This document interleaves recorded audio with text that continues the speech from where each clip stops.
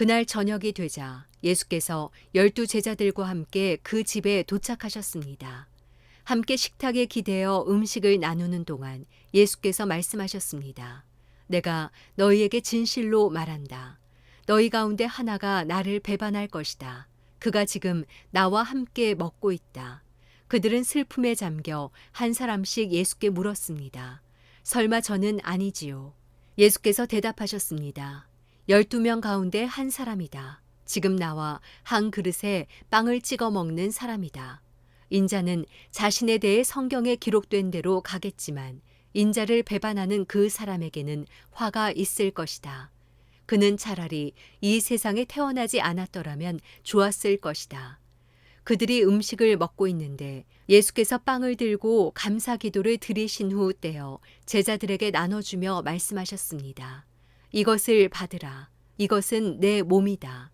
그러고 나서 예수께서는 잔을 들고 감사 기도를 드리신 후 제자들에게 주셨습니다. 그러자 그들 모두 받아 마셨습니다. 예수께서 그들에게 말씀하셨습니다.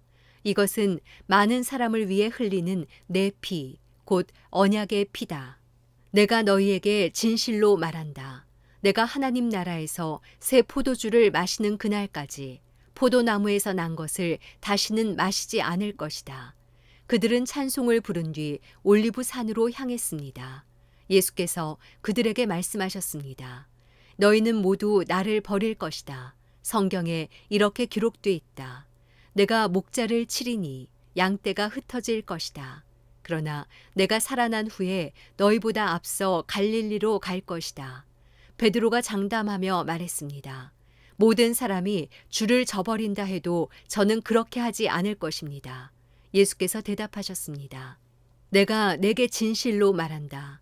오늘 밤 닭이 2번 울기 전에 내가 나를 모른다고 3번 부인할 것이다. 그러나 베드로는 힘주어 말했습니다. 주와 함께 죽을지언정 결코 주를 모른다고 하지 않을 것입니다.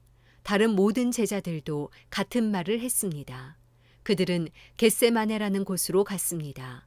예수께서 제자들에게 내가 기도하는 동안 여기 앉아 있으라 하시고 베드로와 야고보와 요한만 따로 데리고 가셨습니다. 그리고 매우 근심에 잠겨 괴로워하셨습니다. 예수께서 그들에게 말씀하셨습니다. 내 마음이 너무 괴로워 죽을 지경이다. 너희는 여기 머물러 깨어 있으라. 예수께서는 조금 떨어진 곳으로 가셔서 땅에 엎드려 할 수만 있다면 그 순간이 그냥 지나가게 해주십사 기도하셨습니다. 예수께서 말씀하셨습니다. 아바 아버지여, 아버지께는 모든 일이 가능하시니 이 잔을 내게서 거두어 주십시오. 그러나 내 뜻대로 하지 마시고 아버지의 뜻대로 하십시오. 그러고 나서 제자들에게 돌아와 보시니 그들은 자고 있었습니다. 예수께서 베드로에게 말씀하셨습니다. 시몬아, 자고 있느냐? 내가 1시간도 깨어 있지 못하겠느냐? 시험에 들지 않도록 깨어서 기도하여라. 마음은 간절한데 육신이 약하구나. 예수께서는 다시 한번 가셔서 똑같은 말씀으로 기도하셨습니다. 그러고는 다시 오셔서 보시니 그들은 또 잠이 들어 있었습니다. 제자들이 너무 졸려 눈을 뜰 수 없었던 것입니다. 그들은 예수께 무슨 말을 해야 좋을지 몰랐습니다. 예수께서 3번째 그들에게 돌아오셔서 말씀하셨습니다. 아직도 졸며 쉬고 있느냐? 이제 됐다. 때가 왔구나. 보라, 인자가 배반당해 죄인들의 손에 넘겨지게 됐다. 일어나라. 가자.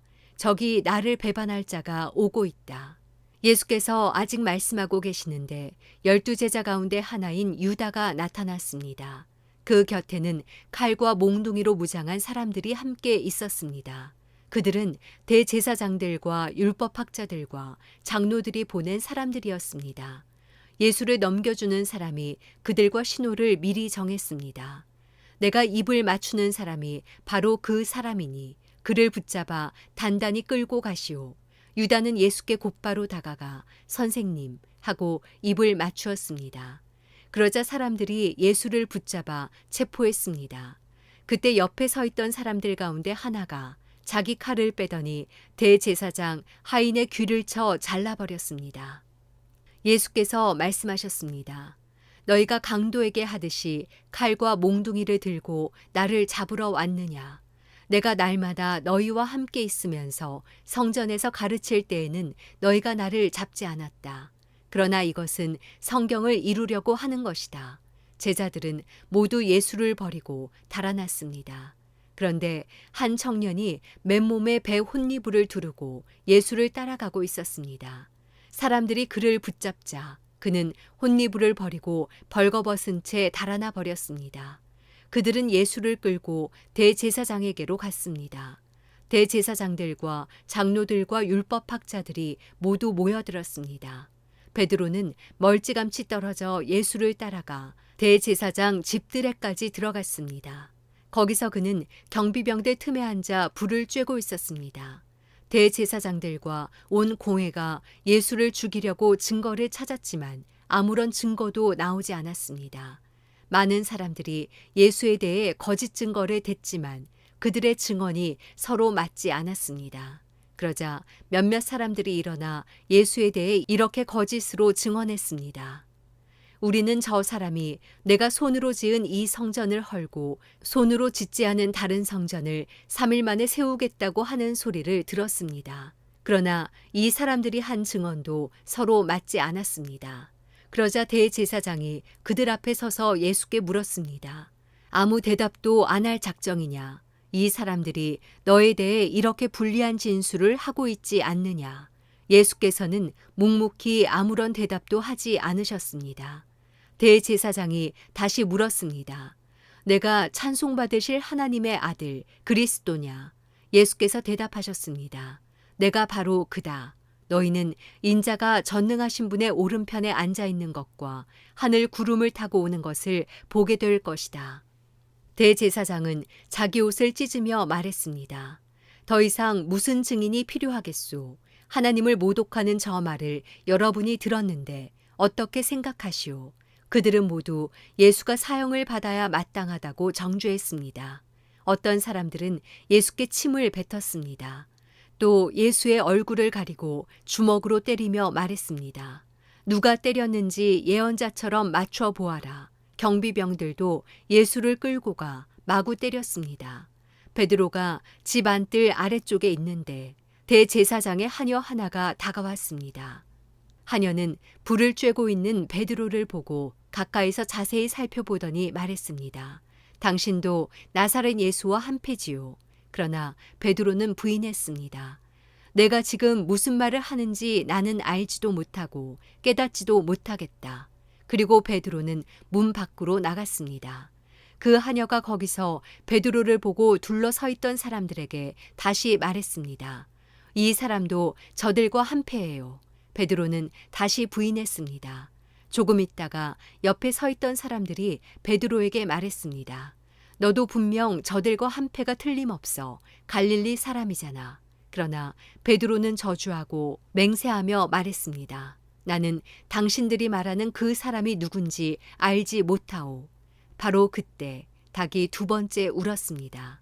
그러자 베드로는 닭이 2번 울기 전에 내가 나를 3번 모른다고 할 것이다 하신 예수의 말씀이 생각나 엎드러져 울었습니다. 마가복음 15장. 새벽이 되자 곧 대제사장들은 장로들과 율법학자들과 온 공회원들과 함께 회의를 소집했습니다. 그리고 그들은 예수를 묶어 끌고 가서 빌라도에게 넘겨주었습니다.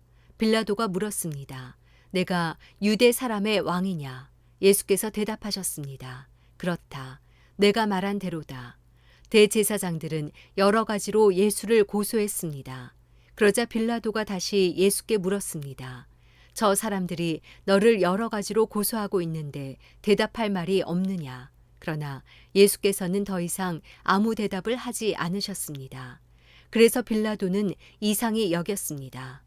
명절이 되면 백성들이 요구하는 죄수 하나를 풀어주는 관례가 있었습니다. 그런데 폭동 때 살인한 죄로 감옥에 갇힌 반란자들 가운데 바라바라는 사람이 있었습니다. 군중들은 빌라도에게 관례대로 죄수 하나를 석방해 달라고 요구했습니다. 빌라도가 물었습니다. 너희는 내가 유대 사람의 왕을 풀어주기를 바라느냐? 그는 대제사장들이 예수를 시기해서 자기에게 넘겨준 것을 알고 있었습니다.